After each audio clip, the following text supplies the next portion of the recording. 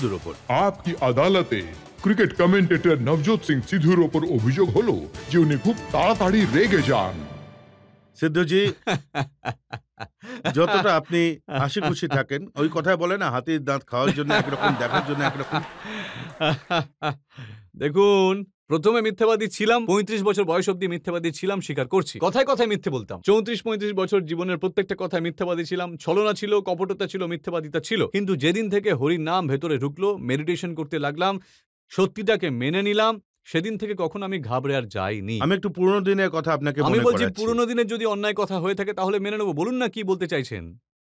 আমি শুনেছি যে আপনার সঙ্গে যদি কেউ মজা করতো, আপনি একদম তা সহ্য করতে পারতেন না। একটা গল্প আছে মনিন্দর সিং এর, উনি মজা করে আপনাকে কিছু বলেছিলেন, তখন আপনি গরম চায়ের কাপ নিয়ে ওনার পেছনে দৌড়েছিলেন। আমি দৌড়াইনি, আমি ছুঁড়ে মেরেছিলাম ওর ওপরে। আমি ছুঁড়েছিলাম, কিন্তু বেটা বেঁচে গেছিল। হ্যাঁ, আবার যদি ওই একই কথা বলে, আমি আবার ওর সামনে থাকলে আমি আবার ছুঁড়ে মারবো ওকে। কিন্তু এটা নয় যে আজকের কথা যদি বলি তাহলে হয়তো মানে ডিফারেন্ট একটা অ্যাটিটিউড হবে। দেখুন, আরো মানুষ, একটা উদাহরণ আমি দিয়ে দিই আপনাকে। আমি বলি এরকম 15টা আছে, আমিও দিয়ে দেবো স্যার। আপনিও দিয়ে দিন। তারপরে মনোজ প্রভাকরকে আপনি আলমারিতে বন্ধ করে দিয়েছিলেন আর চাবি নিয়ে দূরে কোথাও চলে এটা গিয়েছিলেন। একদম সত্যি কথাটা। মনোজ প্রভাকরকে আমি বন্ধ করে রাখিনি। ও এতটা ভয় পেয়ে গেছিল যে ও খাটের নিচে ঢুকে গেছিল। তখন আমি ওর পা ধরে টেনে বাইরে করছিলাম আর ওর ধোলাইও করে দিয়েছিলাম। আমি এই কথাটাকে মেনে নিচ্ছি। সেটা কেন করেছিলাম তার কারণটা আপনি একবার ভেবে দেখুন যে কি। তা যেটা হয়েছিল, আজহারউদ্দিন নিজের রুমে বসে মুভি দেখছিলেন আর কপিল পাজির রুমটা ওনার সাথেই ছিল। ওই পিকচারটা আমার দেখা ছিল। ওই পিকচারটা যখন আমার দেখা ছিল, তাই আমি কপিল পাজিকে রিকোয়েস্ট করলাম যে, "পাজি, আমি অন্য একটা পিকচার নিয়ে ওইদিকে চলে যাচ্ছি। অন্য রুমে গিয়ে দেখব ফিল্মটা। আরো ২-৩ জনকে সঙ্গে করে নিয়ে যাব।" তো যেই আমি ওই ফিল্মটাতে হাত দিতে গেলাম, তখন বলল, "আবে ওই! ওটাকে রেখে দে।" আমি মান্নুকে দেখলাম, বললাম, ভাই আমি তো রামু নই। ভালো করে কথা বল ভাই। অদ্ভুত কাণ্ড করছিস। কিভাবে কথা বলিস এসব?" দেখুন, আমি আবার ওই ফিল্মটা তোলার চেষ্টা করলাম। বলল, "না, ওটাকে রেখে দে তুই।" আমি রেখে দিলাম। আরো ২-৩ মিনিট বসলাম। আমি বললাম যে, "ঠিক আছে, কোনো ব্যাপার না। তো ও আমার বড় দাদার মতো।" তো ওখানে রসগোল্লা রাখা ছিল। আর যেমন পিকচার চলতে লাগলো, পিকচার চলছিল, তখন আমি গিয়ে ওই রসগোল্লার জন্য হাতটাতে বাড়ালাম এইভাবে। "আবে ওই!" আমি বললাম, "তুই কিনে নিয়ে এসেছিস নাকি?" বলল, "না।" আমি বললাম, "তোর টাকা খরচ হয়েছে?" বলল, "না।" আমি বললাম, "আমি রসগোল্লা নিয়ে এসেছি তোদের সবার খাওয়ার জন্য। তুই আমারই রসগোল্লা আমাকে খেতে বারণ করছিস, হ্যাঁ? হ্যাঁ?" বলল, "আমার মর্জি।" আমি ফটাস করে দিলাম। ধরি একটা দিলাম কষিয়ে। বলল, "ও!" মানুষ ঘোড়া থেকে পড়ে গিয়ে উঠতে পারে, কিন্তু নিজের নজরেই যদি ছোট হয়ে যায় তাহলে সে কখনো বড় হতে পারে না। যদি কোনো এমন মানুষকে, যে নিজেকে মনে করে যে শুধু আমার আওয়াজই একদম আছে, যদি মোরগ ডাক না ছাড়ে, তার মানে এই নয় যে সূর্যদেব উদয় হবে না।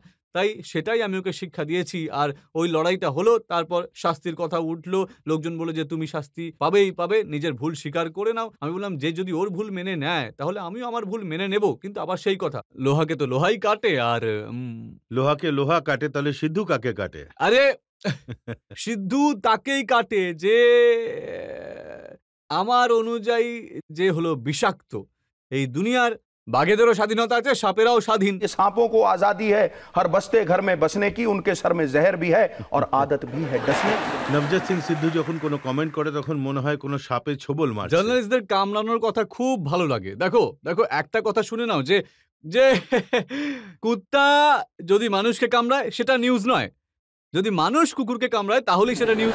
কি আমি ঠিক বললাম কিনা? ঠিক কিনা? ঠিক। তাই সেটা আমি মনে করি, যখন জার্নালিজমের কথা ওঠে, তখন কোনো ক্রিস্প জিনিস যখন ওঠে, এমন কোনো জিনিস যেটা উত্তেজনামূলক, জার্নালিস্ট সবসময় সেটা আরো তুলে একটা নেয়। উত্তেজনামূলক খবর আপনাকে মনে করায়। অবশ্যই স্যার। 27শে ডিসেম্বর 1988, আমি জানতাম এটা আপনি এটা বলবেন। 1988 এর একদম। কথা। গুরনাম সিং নামের এক লোককে আপনি ঘুষি মেরেছিলেন আর তারপর সে পৃথিবী ছেড়ে চলে যায়।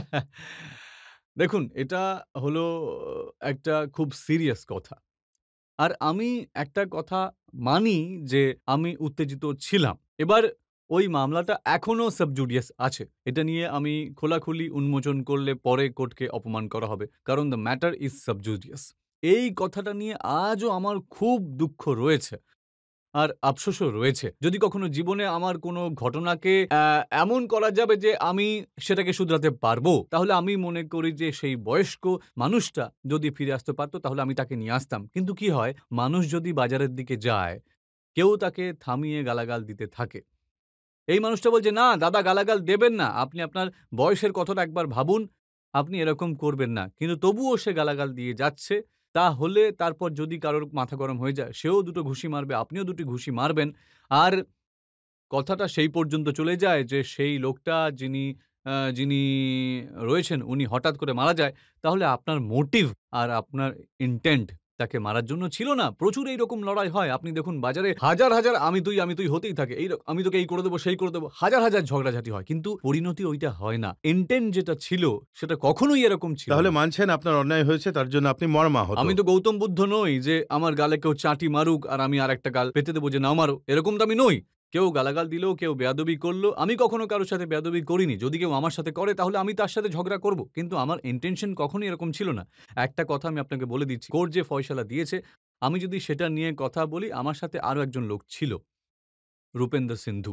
ওর জিপসিতেই ছিলাম, গালাগাল ওই খাচ্ছিল আর আমি ছিলাম ছাড়ানোর মধ্যে। আর কি হবে সেটা নিয়ে যদি কথা বলি তাহলে কোর্টকে অপমান করা হবে।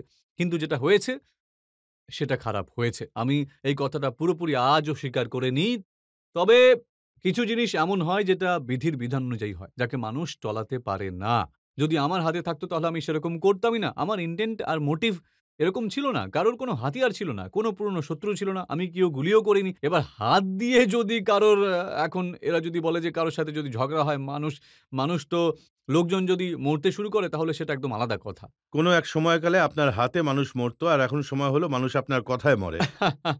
আমি এটা মনে করি যে বন্দুকের যে ক্ষত ঘা হয়ে আবার ভরতে পারে, কিন্তু কথা দিয়ে যে আঘাত করা যায় সেটা কিন্তু ভরে না। আমি সবসময় বলি যে আমার গুরুজনেরাও বলতেন যে জঙ্গল কাটার পর আবার সবুজ হতে পারে, কিন্তু কথার যে ক্ষত সেটা মানুষ কখনোই দ্বিতীয়বার ভোলে না। কিন্তু আমি পুরোপুরি চেষ্টা করি যে কারোর মনে যেন আঘাত না লাগে। কিন্তু যদি কোনো এমন মানুষ যে ধর্মের বিরুদ্ধে, আর আমার জীবনের একটাই লক্ষ্য হলো যে ধর্মকে সবসময় ডিফেন্ড করতে হবে। हर दीन दुखी मन में उमंग तुम्हें भरनी है, हर आशाहीन हृदय में तरंग तुम्हें भरनी है। अरे महाभारत तो सर हर युग की अटल जरूरत है, बन के अर्जुन सच्चाई की जंग तुम्हें लड़नी है। আর